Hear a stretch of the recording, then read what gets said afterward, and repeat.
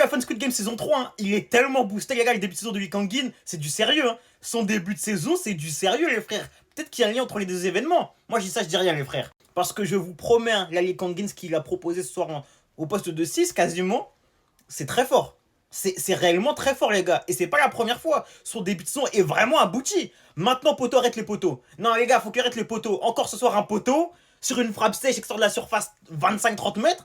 Faut arrêter au bout d'un moment. Mêlez ces putains de frappes. Mêlez. Mais au fond des filets, en fait.